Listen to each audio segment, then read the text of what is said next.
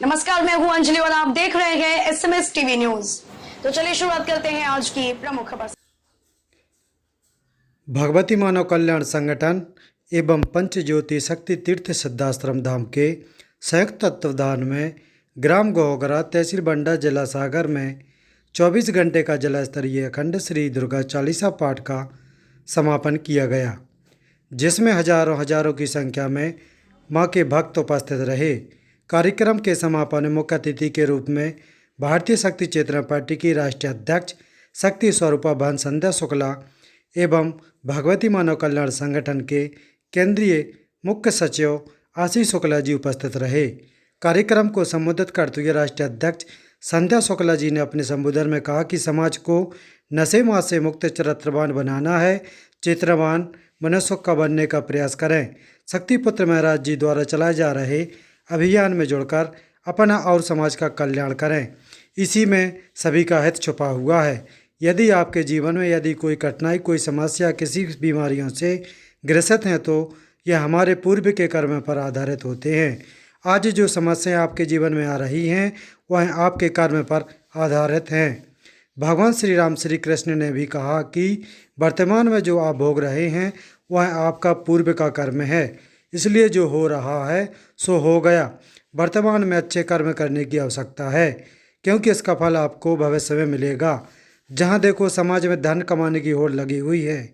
आप धन कमाएं, लेकिन धर्म का साथ कभी नहीं छोड़ना चाहिए। धर्म विहीन व्यक्ति का पतन सुनिश्चित है। आज अपने और हमने देखा है कि लाखों रुपए लेकर पर्चा बनाकर आपका भविष्य बताने का दावा करते हैं। हमने ऐसे धार्मिक गुरु भी देखे हैं जो धर्म का चोला पहनकर समाज में अधर्म फैला रहे हैं, चमत्कार का काम कर रहे हैं, आडंबर फैला रहे हैं। ऐसे लोग समाज का पतन कर रहे हैं। जाति के नाम पर समाज को अलग किया जाता है। राजनीतिक राजनीतिक नीति जातिवाद वर्तमान सरकार अरे माँ के ममता का यदि स्वरूप देखना है तो संसार की माताओं से देख लो कि जब बात अपने बच्चे पर आती है, जब बात अपने बच्चे की भविष्य की है, तो यहाँ बैठी माताएं बहनें जानती हैं कि वह उसकी तुलना किसी से नहीं कर सकती और उसके भविष्य के लिए किसी से कभी समझौता नहीं कर सकती।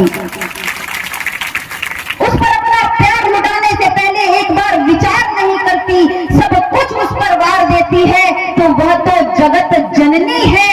माँ के चरणों में समर्पण कर दो अपने भावों का, और देखो यदि माँ ने तुम्हें स्वीकार कर लिया तो तुम्हें कभी भी कहीं और भटकने की आवश्यकता नहीं, तुम्हें सब कुछ इस दिव्य दरबार से प्राप्त हो जाएगा। यह हमारी ऊर्जा का केंद्र है। आज भगवती मानव कल्याण संगठन के प्रयासों से, भारतीय शक्ति चेतना पार्टी के कार्यकर्ताओं के प्रयासों से यह जो विशाल परिवर्तन आप देख पाते हैं, यह इन्हीं अनुष्ठानों की ऊर्जा से हो रहा है। यह परम पूज्य गुरुदेव जी की चेतना तरंगों के माध्यम से हो रहा है, और इसीलिए कहा गया हमारे शास्त्रों में, वेदों में, पुराणों में, लाखों रुपए लेकर के आपका पर्चा बना करके आपका भविष्य बनाने का दावा करते हैं। हमने ऐसे धर्म गुरुओं को भी देखा है जो धर्म के नाम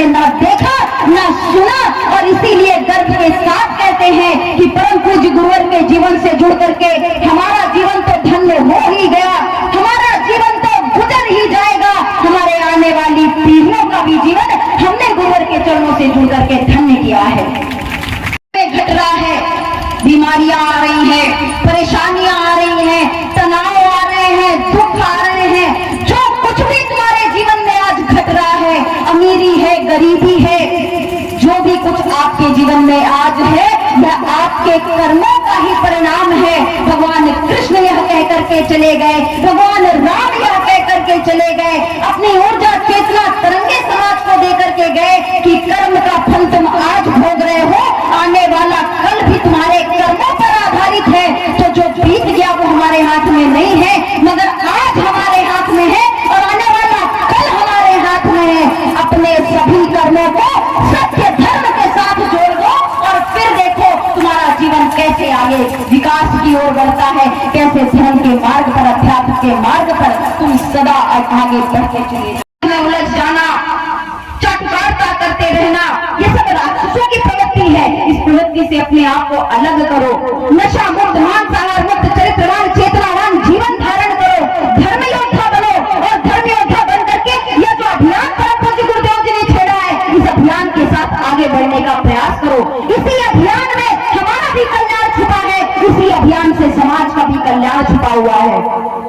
कोई नहीं आएगा आज के समय में आपको यह बताने कि जाति धर्म संप्रदाय में मत बटो, क्योंकि आजकल राजनीतिक रोटियां जाति धर्म संप्रदाय के नाम पर सेकी जाती हैं। वो तो चाहेंगे कि आप अलग हो, आप आपस में बट जाएं, आप जाति में बट जाएं, समाज में बट जाएं, धर्म के नाम पर बट जाएं। वो तो आपको बदलने का, बांटने का प्रयास ही करेंगे। और यह कोई नई नीति नहीं है, यह अंग्रेजों के समय से चली आ रही नीति है। कोई नहीं कहेगा आपसे कि धर्म के नाम पर दंगे मत करो, क्योंकि दंगे करवा करके ही तो सत्ता प्राप्त करने का प्रयास करते हैं। मगर यह विचारधारा परम पूज्य गुरुदेव जी दे रहे हैं, जो मानव के बारे में भी सोचते हैं, जो जीव जंतुओं के बारे में भी सोचते हैं, जो गौ रक्षा की भी बात करते हैं, जो गंगा की रक्षा की भी बात करते हैं, जो गौरी की भी रक्षा की बात करते हैं। आज महिलाओं पर हो रहे अत्याचार किसी से छुपे हुए नहीं है। टीवी चैनलों में न्यूज जब खोल करके देखो, एक दिन ऐसा नहीं जाता जहां कहीं ना कहीं हमारी महिलाओं पर अत्याचार ना हो रहे हों। आज कोई हमारा दर्द सुनने वाला नहीं है। इसीलिए परम पूज्य गुरुदेव जी ने तीसरी धारा का गठन किया है।